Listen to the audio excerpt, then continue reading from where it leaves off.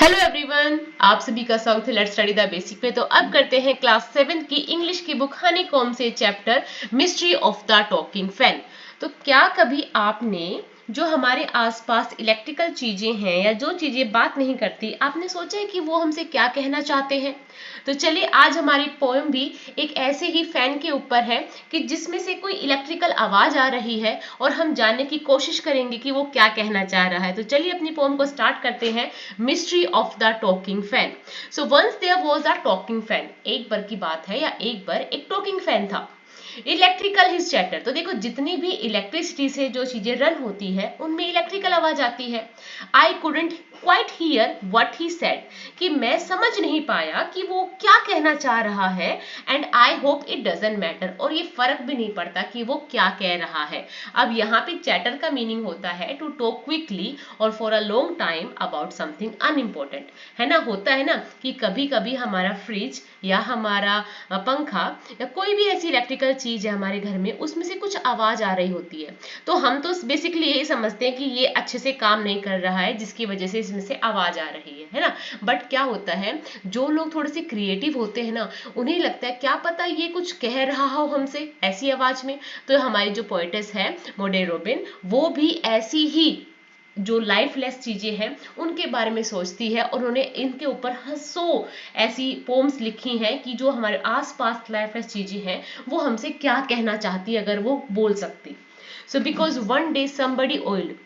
अब यहाँ पे बात हो रही है टॉकिंग फैन की कि एक दिन ऐसा आएगा कि कोई उसकी मोटर को ठीक कर देगा, जो उसकी मोटर घूम रही है उसको ठीक कर देगा, उसके अंदर ऑयल डाल देगा। एंड ऑल द मिस्ट्री वो स्पॉइल, और उस दिन जितनी भी ये मिस्ट्री है कि वो क्या कहना चाह रहा है ये खराब हो जाएगी, और ये बिल्कुल ऐसे चलेगा जैसे कि एक चुपचाप पानी चलता है। ठीक है। सो because one day somebody oil, कि एक दिन कोई इसके अंदर तेल डाल देगा।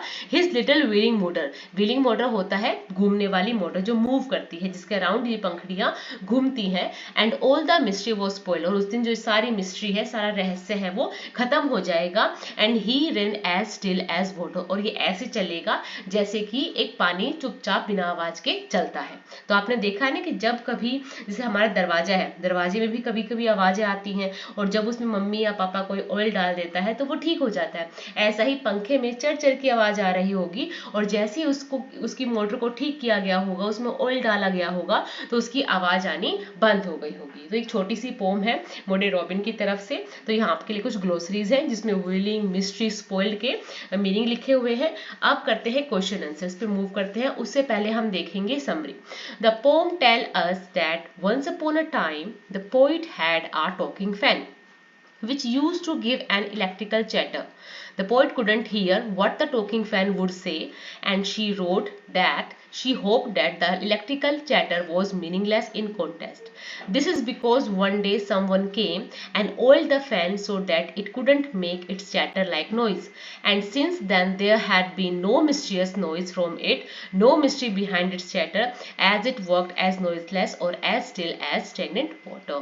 तो देखिए ये समरी सिर्फ आपकी हेल्प के लिए है।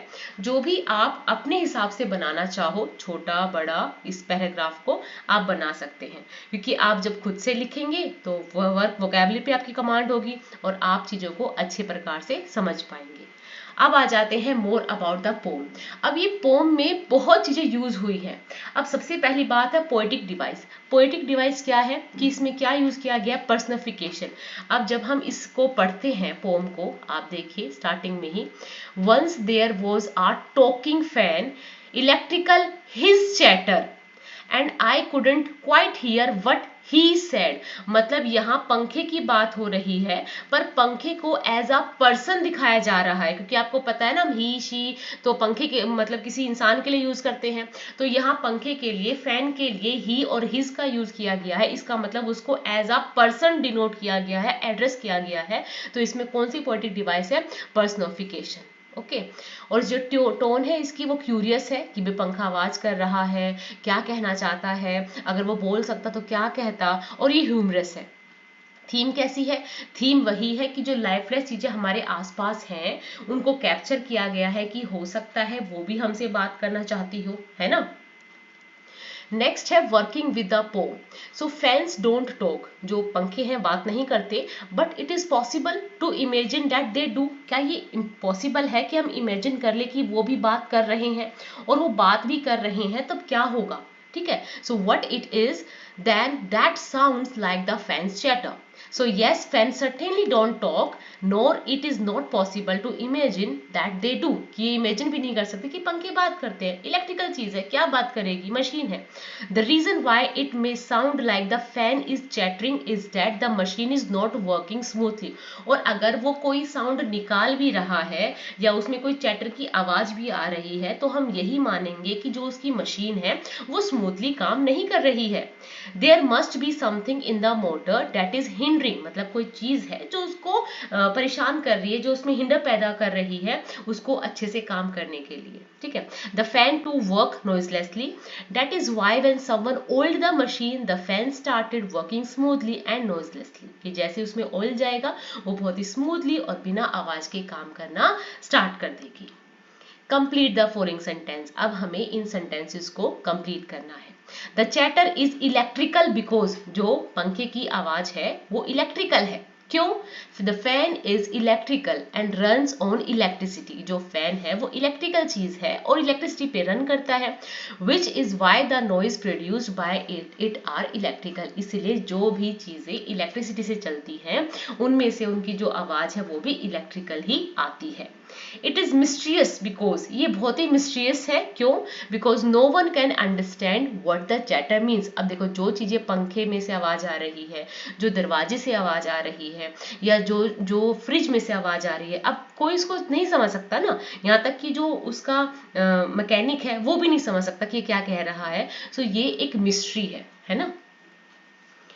What do you think the talking fan was demanding? अब आप क्या सोचते हो कि जो talking fan है वो क्या डिमांड कर रहा है. So since the chatter was made by something stuck in the motor, it is possible that the talking fan was demanding the poet to oil its motor. कि ये possible है कि वो चाहता है कि उसकी मोटर में कोई hindrance ना आए, तो आप इसमें ऑयल को डाल सकते हैं. How does an electric fan manage to throw so much air when it is switched on? अब ऐसा कैसे पॉसिबल है कि जैसे ही हम पंखे को ऑन करते हैं और उसमें से बहुत तेजी से हवा निकलती है. सो ये तो हमने साइंस में पढ़ा है कि ये जो दो मेजर कंपोनेंट होते हैं इलेक्ट्रिकल फैन के, उसकी ब्लेड है ना, उसकी 3 ब्लेड्स होती हैं और उसकी व्हीलिंग मोटर की जिसके थ्रू वो प्लेट्स है वो मूव करती है. When we switch it on, the motor starts wheeling, moving in a circular motion. When this happen, it's force its blades to whirl. जो वो blades हैं वो force लगाती हैं और वो जो घूमता है. And this forceful movement produce a lot of pressure, which ultimately leads to air being generated in a downward direction. और जैसी वो blades घूमती है, वो मशीन है वो जो उनको उसको घूमने में मदद करती है, उससे प्रेशर प्रोड्यूस होता है और जिससे बहुत सारी एयर है वो जनरेट हो जाती है. Is there a talking fan in your house? क्या आपके घर में भी कोई ऐसा फैन है जिससे कोई आवाज आती है? तो अब आपको डायलॉग क्रिएट करने हैं एक फैन और एक मैकेनिक के बीच में कि आपके घर में जो फैन है वो खराब हो गया है. अब आपने एक मैकेनिक को बुलाया है, उस मैकेनिक को बोला कि भाई इसको ठीक करो. अब मैकेनिक और फैन आपस में बात कर रहे हैं. देखो कैसे. फैन कहता है गिव मी ऑयल, कि मेरे को ऑयल की जरूरत है. मैकेनिक कहता है what a peculiar and mysterious sound, कि कितनी अजीब सी और रहस्यमयी आवाज है. Please give me oil. अब फैन बार बार सिर्फ एक ही लाइन को रिपीट करता है कि मेरे को ऑयल की जरूरत है, मेरे में ऑयलिंग कर दीजिए. So you seems to be saying something, please give me oil. मतलब अब मैकेनिक कुछ कहता है और सिर्फ फैन कहता है कि मेरे को ऑयल की आवश्यकता है. Mechanic it's hard to figure out what you are saying, can you please repeat. Fan please give me oil. Mechanic, please give me oil. Is that what you are saying? Ha! I must be amazing that. Fan, you are not. Mechanic, wow, you said something different. You are a special fan. I don't know why your owner wants to repair you. You must be one of a kind, but I suppose it doesn't matter. There is more important stuff to do than to talk to a fan anyway. अब यहाँ पे एक mechanic humerus बातों में कहता है कि तुम तो एक स्पेशल फैन हो, तुमसे तुम्हारा मालिक तुम्हें ठीक क्यों करवाना चाह रहा है, तुम तो बातें करते हो और हो सकता है कि तुम किसी इंपॉर्टेंट स्टफ के लिए तुम्हारा जन्म हुआ हो या तुम बने हो. ठीक है, आज के लिए इतना रखते हैं. Thank you and keep watching.